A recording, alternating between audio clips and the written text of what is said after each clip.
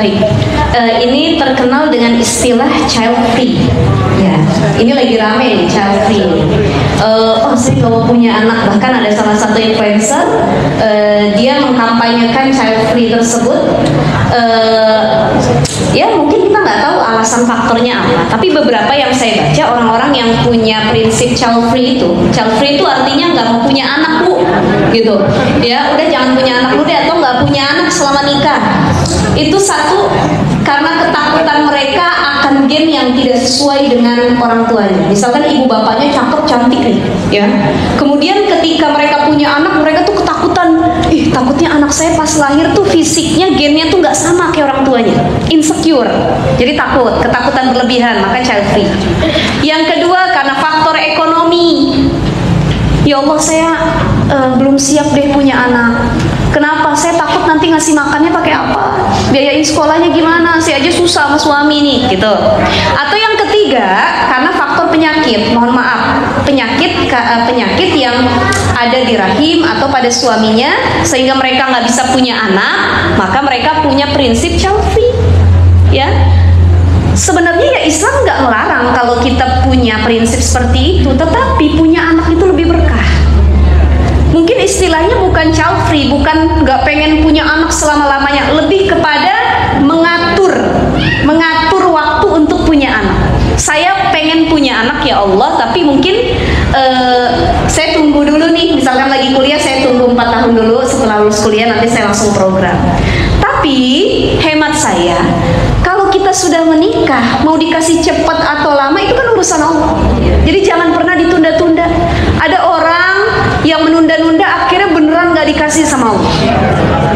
Saya dulu punya teman, ketika di kampus itu, karena dia ya saya belum lulus kuliah gitu, dia pakai KB dari awal nikah, pakai KB, Ayudi, dia pakai Ayudi. Saya bilang ngapain pakai, kalau udah jadi mah nggak apa-apa, alhamdulillah. Karena kan di situ posisinya saya juga udah menikah, dia udah menikah, kita sama-sama menikah, dan saya lagi hamil kala itu. Saya bilang udah nggak berat insya Allah kalau disupport sama suami, gitu ya. Nah, Islam itu sebenarnya lebih menganjurkan untuk memperbanyak keturunan. Ustazah, saya takut kalau punya anak nggak bisa didik yang baik, saya jadi orang tua yang zalim, maka saya nggak mau punya anak. Ya sebenarnya bagus juga, karena ada beberapa orang tua yang belum siap jadi jadi orang tua, tapi dia, mohon maaf, tiap tahun dia beranak, produksi terus ya. Itu kayak lagunya ibu-ibu, mengandung, melahirkan, mengandung lagi, lahir lagi, berkali-kali itu, mengandung lagi, mengandung lagi. Tapi dia lupa, punya anak tuh bukan sekedar melawan gengsi, saya punya anak nih, ya saya punya keturunan, enggak. Tapi bagaimana pendidikan, khususnya pendidikan agama, itu banyak yang kita lupain. Ustazah, kalau boleh mengelaborasi, jadi kita sebenarnya boleh pakai KB kalau misalnya kita tuh mau ngatur jarak supaya boleh saja setahun itu bisa 2 anak ataupun setahun sekali ya kan boleh. Ataupun misalnya kan ya memang sih saya juga paham sih, maksudnya kan anak sekarang kan mereka kawin terus nanti mau punya nanti 2 tahun lagi, karena mungkin mentalnya yang belum siap kan.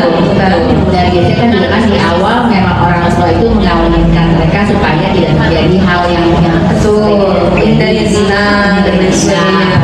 Nah makanya setelah itu ya mereka sekolah dulu, terus nanti hamilnya mungkin kalau udah 2 tahun lagi. Dan kalau fenomena seperti itu apakah dibolehkan?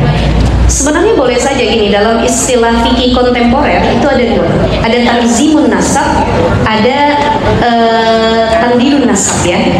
Ada yang makna pertama itu mengatur jarak keturunan, ada yang kedua memutus keturunan. Jadi kalau dia niatnya pakai KB, tapi untuk memutus keturunan sama sekali nggak punya anak, itu nggak boleh dalam Islam. Tapi kalau dia niat KB untuk mengatur jarak keturunan, dia tak mau zolim sama anaknya, mohon maaf punten ya. Misalkan tadi karena mentalnya yang belum siap, atau istrinya punya penyakit, atau keadaan yang memang belum memungkinkan kalau punya anak. Kalau sekiranya punya anak nanti zolim sama anaknya nih, gitu. Bahkan bisa nyiksa anaknya, bisa KDRT ke anaknya, kan banyak ya. Itu belum siap mentalnya secara utuh menjadi orang tua, ilmunya belum cukup nih. Maka dia boleh untuk tanzimun nasab, diatur jarak keturunannya. Cuman KB yang paling bagus adalah KB alami yang diajarkan oleh Rasul. Mohon maaf ya, bahasa fikihnya tuh azl. Ya, ibu-ibu udah paham lah, saya nggak usah jelasin itu ya. Apa itu ustazahnya? Nah, itu. Jadi azl itu keluarnya di luar. Gitu ya, udah paham ya bu ya? Nggak usah diterusin lagi ya. Ya, jadi seperti itu. Jadi ketika sudah mau keluar, itu dikeluarkan spermanya di mana? Bukan di dalam. Oh, itu nggak boleh ya? Itu boleh, itu juga KB. Tapi KB yang alami, yang kalau ibu-ibu sekarang kan takut KB ya karena itu ganggu hormon katanya dan lain sebagainya gitu ya. Nah itu yang lebih aman sebenarnya dengan cara seperti itu. Atau dengan mohon maaf pakai alat pengaman, ya itu juga boleh. Kalau nggak pengen yang lain-lain atau kita mengambil pendapat yang nggak boleh KB begini-begini, ya udah dengan cara alami KB-nya. Ya, tapi ada ustazah yang udah melakukan hal demikian jadi juga gitu ya. Itu sudah qadarullah, rizkinya Allah. Bahkan saudara saya, sepupu saya di IUD ini kan sekitar 90% kata dokter. Ya, 99%. 1% doang tuh ada peluang hamil. Pakai IUD tetap hamil juga. Berarti sudah qadar. Ada orang yang mohon maaf punten, dia program sana sini, ya bahkan dia bilang udah segala cara saya lakukan tapi belum jadi juga. Qadarullah, Allah belum izinin gitu. Jadi kalau untuk pakai KB-nya mengatur keturunan, baik apa ya, mempersiapkan mental, ilmu dan lain sebagainya. Apa yang kedua, Bu Vera, ada orang pakai KB itu karena nggak pengen zolim sama anaknya. Misal dia udah punya anak, anaknya masih bayi, dan dia punya prinsip pokoknya saya harus menyusukan, memberi ASI sampai 2 tahun full. Kalaupun saya hamil setelah 2 tahun, anak saya udah gedean dikit, biar dapat kasih sayangnya lebih utuh lagi gitu ibaratnya. Ya, itu boleh dia pakai KB untuk mengatur jaraknya. Ada yang anaknya baru sebulan, ibunya udah hamil lagi, bobolan cek orang Sunda nama ya. Ya bu, ya kan bukan kita juga yang mau, qadarullah juga begitu. Sudah ya. Maka sekali lagi ikhtiar, KB itu terkadang ikhtiar. Maka niatnya apa? Mengatur keturunan, apa memutus keturunan. Jangan sampai juga gara-gara mau child free, nggak mau punya anak, itu sampai apa disebutnya tuh pengangkatan rahim. Ada lagi apa lagi itu? Steril ya, steril. Wah, Islam itu lebih suka kita punya anak yang banyak.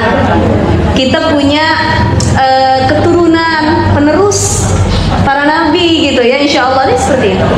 Jadi kalau untuk mengatur boleh-boleh saja. Kalau niatnya memutus itu, atau nggak mau punya anak lagi gitu, atau kalau mau punya anak lagi, ya misalnya anaknya kan udah beberapa, mesti banyak pengalaman nih kayaknya ibu ya. Itu usia kan juga udah Betul. Ya, Karena takutnya resiko ya melahirkan di usia tua. Nah, kita boleh datang ke tabib yang sikoh, dokter yang terpercaya.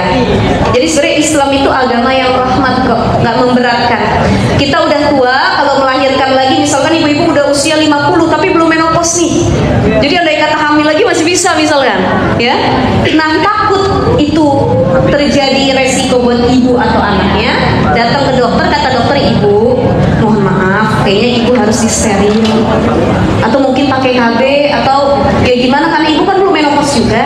Ya kalau menurut dokter dari sisi medis dan kesehatan lebih maslahat, ikutin gitu ya. Jadi dokter yang terpercaya itu juga bisa dijadikan rujukan tergantung dengan keadaan kita. Mohon maaf, ada lagi orang pakai KB. Saya kayak kejadian kawan saya, dia harus KB setelah lahiran anak ketiga, itu bahkan harus disterilin, bukan karena apa-apa, tapi karena kalau dia hamil itu resiko kematian buat ibunya kalau hamil lagi. Jadi setiap hamil itu preeklamsia ya, apa namanya ya, tiba-tiba preeklamsia, jadi bisa mengakibatkan kematian. Jadi terakhir dia ngelahirin tuh hampir lewat.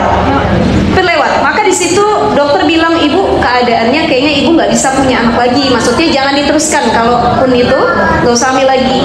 Maka disterilkan. Kalau menurut dokter itu maslahat buat semuanya, kita anak kita silakan gitu. Ya jadi Islam itu agama yang rahmat, ya.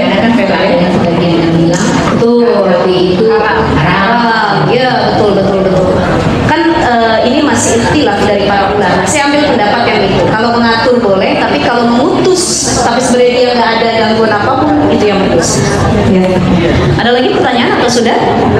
Sudah ya, setengah 12 ya. Baik.